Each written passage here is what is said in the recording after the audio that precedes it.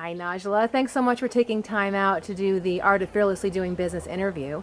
Tell everybody who you are and a little bit about your business. Sure. My name is Najla Kayyem, and I am a serial entrepreneur. I own a company called Kayyem Marketing that does consulting work for various different other entrepreneurial organizations and companies, as well as big Fortune 500 companies. And I started marketing really early in my career, actually, when I was in college. I started as an intern in college at a place called Seaport Village, which really kind of catapulted and launched my career in the retail marketing sector. And I started as an intern, and I was fortunate enough to have a boss who got pregnant and didn't want to work weekends. And so I, made it happen, which is a big theme in my life that I tend to do. I get things done, and I just forge forward and jump into every situation that I can. So at the early age of 20, I had the opportunity to run concert series and work with different tenants on promotional events and just do different innovative things to help people grow their business. And that just turned into one opportunity into another. And, I really am a firm believer in the saying, you get out what you put into something. If you are going to commit yourself and dive into something, then it allows you to really expand your knowledge and your horizons and have other opportunities present themselves that leap you to another level. So through my career, I've had a lot of really cool opportunities that I have, taken the leap of faith and jumped into. I've lived in, 7 or 8 different metropolitan cities. I spent a little bit of time overseas. I moved from project to project year over year, working for companies like Westfield and Caruso and Related and now Pacific Retail, and starting my own businesses and companies, including SickFit and SickFit Scottsdale. So there's a lot, that goes in it, and I'm really fortunate and happy that I've been able to jump on the opportunities as they come. So we could talk about lots of businesses that you've started, but why did you start? I guess we'll talk about Kayyem Marketing. Why did you start Kayyem Marketing? Sure. So Kayyem Marketing actually started as a consulting company after I was in the development marketing space for mixed use developers. I saw the need to still help those developers, but I didn't want to be trapped into a 9-to-5 environment and trapped in a space where I was an employee just doing, rattling off specific things that needed to be done. So my skill set really is strategic. It also is connecting people. I take a real pride and joy in networking and connecting people and, being a bridge to gap certain challenges and problems that people might have. Not burning bridges is one of my strong suits, so I really value my relationships, and I think that I'm able to leverage and help a multitude of different groups and organizations and people by being able to do that. So it sounds like you just literally couldn't help yourself but to start this business. Yeah, so, it came at a really interesting time in my life. In 2008, the real estate market took a nosedive, as most, were involved, and I was heavily involved in the real estate market at that point in time. And, I wanted to be able to spend a lot more time with my family and to do the things that I wanted to do when I wanted to do them. Not that I wouldn't be able to get things done, because I'm 10 times more productive on my own than I am under the nail of somebody else. But it just came out of a lifestyle change for me initially.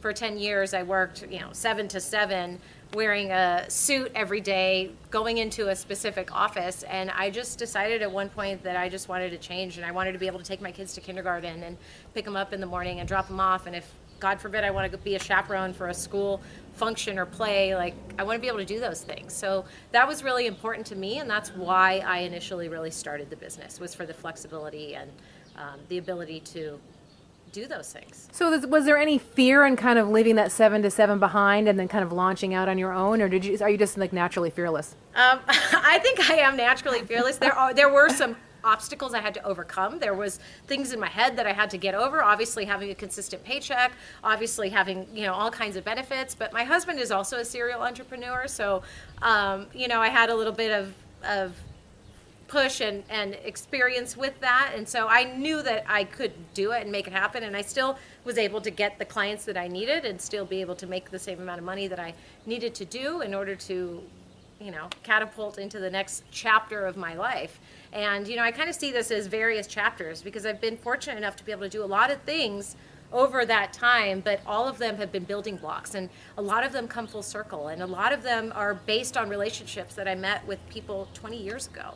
So relationships are really important. So now you're working independently at your home, you're doing the stuff that you want to do with your kids. What was the first big, oh my gosh, bump in the road that you had to kind of overcome? I think just in business and being a, executive and being a manager, there are bumps all the time. It's how serious either you take them or how you confront them or what you do to overcome them, what your resources are, who do you surround yourself with. So I like to surround myself with other smart people, and I use a lot of other consultants and a lot of other people that I might not know a specific, the ins and out of a specific circumstance or a situation, but I'm going to seek out the best possible help to get me through whatever that is. So I don't think I can pinpoint one specific situation, but there are tons of bumps in the roads. Life happens.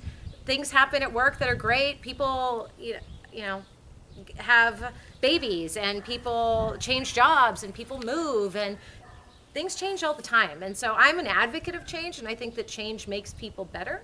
So whether it's in your health or your fitness or in your marketing strategy and programming or social media these days, it's an evolving thing that we have to just get on top of and ride the wave and see how we can navigate our future.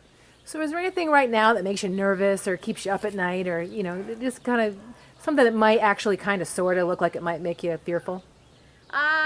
Well, I think uncertainty is one of those things that makes me a little bit anxious and fearful, not knowing, what the future holds. I'm a firm believer that you are in charge of your own destiny, and that we're all pilgrims on the same journey. We just all have different roadmaps. And so, I wouldn't say there's one specific thing that I'm anxious about currently. Yeah, I think that's uncertainty. Pretty normal for most entrepreneurs, just the not knowing what's going to happen next. So you've said a lot about being fearless throughout your talk. What could you tell people that you've learned personally about being fearless? Well, you have to just get up, pull your big girl panties on, and make it happen. There's not somebody who's going to tell you, hey, be more involved in this, or hey, I want your opinion in this. That's just not reality. So you have to really insert yourself into every situation. And if you want to make a difference, you've got to be the change that you want to see in other people. So I think that that's really kind of been a catalyst for, progression in my career and moving forward. So I just posted this morning on Facebook the Nike logo, just do it, right? Yeah. So your life is just get up and do it. Just get it done, yeah.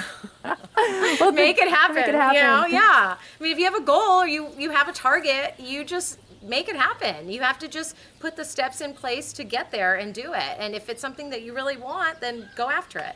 I have a couple lessons learned that I think would, be applicable to this. The first one is, if you don't ask, you don't dance. So if you're not going to ask for what you want, no one's going to just hand it to you and give it to you. So I think that's one of the things that I always revert back to. And with my teams, I always say that to them.